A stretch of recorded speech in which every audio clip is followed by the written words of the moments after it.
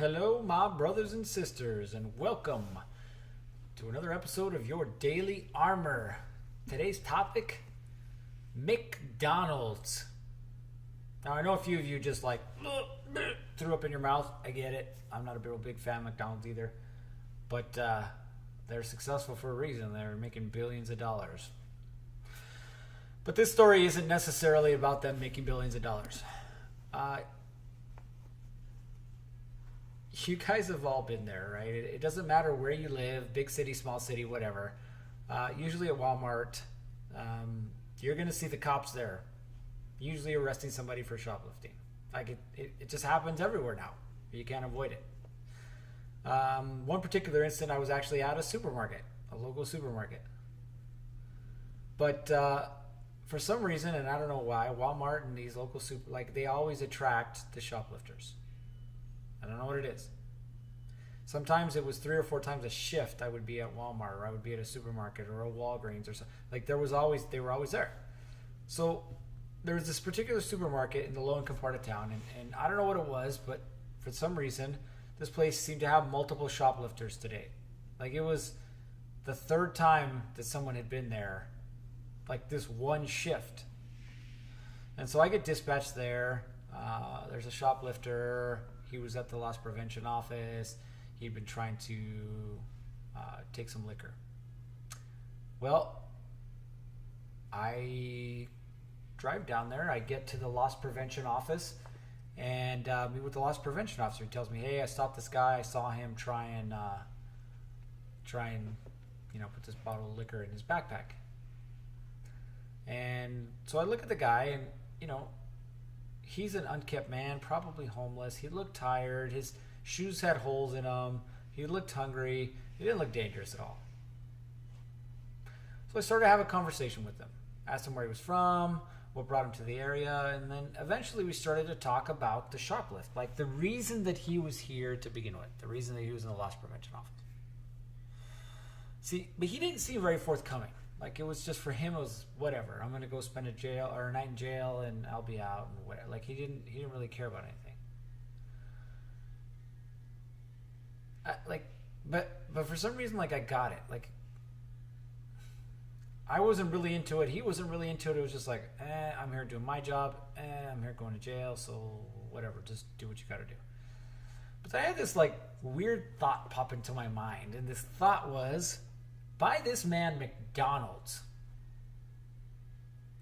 Buy this man McDonald's. I was like, buy this man McDonald's? Why? Why would I want money coming out of my pocket for this man? So the voice kept telling me, buy this man McDonald's. So fine. There's another officer there. I gave her $5. I'm like, hey, can you go buy just like a meal, a Big Mac meal, something for this guy? She's like, what? I'm like, yeah, just go buy it. So she did. So we're sitting there talking. I open up his backpack, and this backpack was like, I don't even know how he fit all these things in there. It was a plethora of stolen merchandise, like mouthwash, toothpaste, deodorant, food items, liquor, like everything in here. It was like a mini Circle K, a mini convenience store. I look at him, and I make the comment, well, looks like you've been a little busy today. He just kind of chuckled, and like that was it. Well, my partner shows up at the McDonald's, and I proceed to hand it to the man. And he looks at me with this shocked face like, this is for me, and you bought this for me? I'm like, yeah, man. Have your McDonald's. Go to town. You look a little hungry. So he did, man. He went to town. He finished that thing in like, I don't know, 3 minutes. He was like famished. So he's done. He's slurping on his Coke there, and I start to have a conversation with him again. I'm like, listen, you don't want to be here. I don't want to be here. Like, I get it. But I got a job to do. I got to figure all this thing out. You shouldn't be shoplifting. I know that you're missing the necessities of life. I understand. But you can't be doing that. So I just want you to come clean with me, man. Where did this stuff come from? I'm going to have to take it back. Just make it easy on me. And it was funny because he proceeded to tell me exactly where everything in his backpack had been stolen from. Like all the merchandise. It ended up being from 5 different stores. 5 different stores. See, during this conversation, we had a very interesting back and forth about life. See, I didn't look down upon this man because he shoplifted. But I also didn't cut him any slack. Like, I wasn't demeaning to him because he was homeless, but I also wasn't going to approve of his actions. But see, we were honest with each other. Honest about where he was in life. Honest about where things had gone wrong. At the end of the conversation, he's like, hey, I know I got to go to jail. He stood up, turned around, and he put his hands behind his back. Took the man to jail, booked him on the charges or whatever. See, what I learned that day was, regardless of our circumstances, we are all still human. Every single one of us, we're still human. We're still struggling to survive. Some of us one way, with the basic necessities, and some of us another.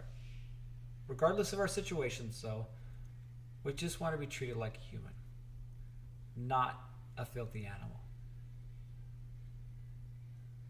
So ask yourself, where across your core four, your body, your being, your balance, and your business, have you been treating yourself or a loved one like a filthy animal? That's right. I said it.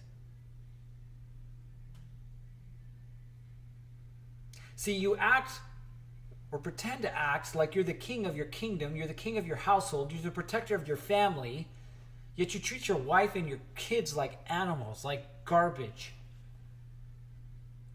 You pretend to be the boss at work, this big, strong, powerful, tough man, and you treat your body like garbage.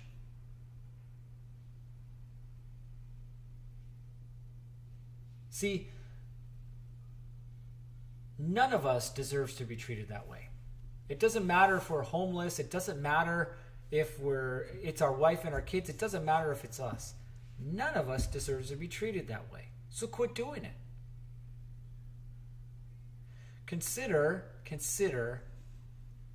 how your actions have damaged either you or someone you love.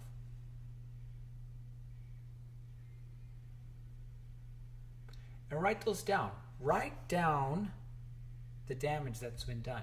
See, because thinking about it is one thing, but writing it down and seeing it is something totally different. See, the goal here is not to call you out. The goal here is not to make you feel bad. The goal here is to make you want to change, make you want to improve. That's the goal. Well, that's it for today. I need you to do a couple things. Go to Warrior Guardian on Facebook and on Instagram. Like us, follow us. And then follow us, subscribe to us on YouTube at The Real Warrior Guardian. We've got some fun stuff there for you. So long, and see you on the next one.